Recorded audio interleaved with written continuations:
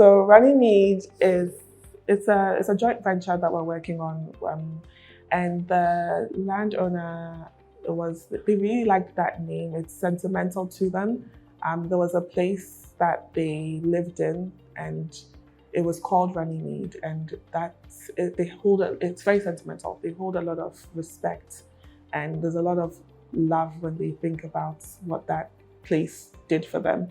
So they are also hoping that when you stay at Runnymede or when you live at Runnymede, the way they felt when they were in that Runnymede, you will feel the same way in this one. And that's kind of where the name comes from. In terms of the inspiration for the design and what we're doing, based on the sentiments that the JV partners shared, we just really realized that everyone deserves a place where they can live, where they can feel connected, where they can truly thrive. And in doing our research, there was a big sentiment of, I just want to escape the chaos of Accra. I want to be somewhere where I can breathe. I want to wake up to some greenery. I want peace. But I don't want to necessarily compromise on modern amenities or security. And when we looked at the markets, we didn't really think there was anything that really answered that demand. And so Runnymede was born from that gap, in a sense. We were looking at it and we were thinking, can we create a place where there's nature and there's modern living, and you can have community and you can have privacy, and all of those things can coexist beautifully, where people can really live life in a way that they feel they deserve. That's kind of what we're trying to do with this new development.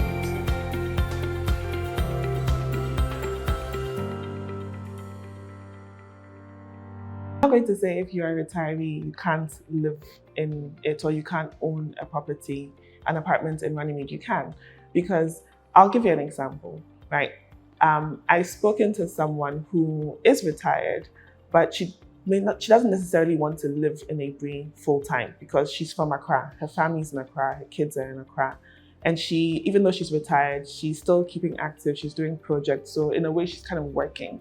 But she wouldn't mind having a small unit that she can retreat to for a couple of days when maybe she wants to run away from her work or her responsibilities, or her children are throwing her grandchildren at her and she doesn't want to deal with them. She'll just run away for like 5 days. So it being an apartment is not a deterrent for retirees either. It's still, in essence, people go to Aburi to retreat, to recharge, to just kind of be at one with nature if they need to. We're still offering you that. Whether you are retired, whether you're a professional, at the core, whoever it is that you are, whatever it is that you do, if you need a space to yourself where you can just go and reconnect, recharge, rest, that's what Runnymede is offering you. So it could be for a retiree, it could be for an investor, because again, Aburi has a lot of potential in terms of tourism, and we've seen that as time has gone on, it's becoming an attractive getaway destination for people, young and old. And so there's a lot of potential there if you're looking at it as an investment. And then of course, there are people who again want their own space. Maybe you do not have the money to build your villa in the mountains, but you still want your own little vacation home or your own little getaway destination, and that's what we're trying to offer you. So whatever walk of life you're in, whatever chapter of life you're at, once you want a space where you can go and retreat, that's what we're offering.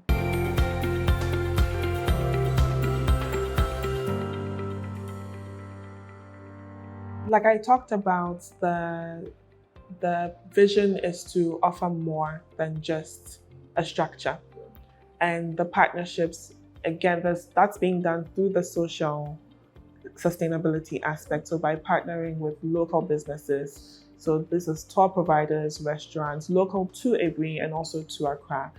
One thing that we're hoping to do is to take the very best of the service providers in Accra and hopefully transport them into Runnymede. So just because you're out of Accra doesn't mean you can't get the best of Accra.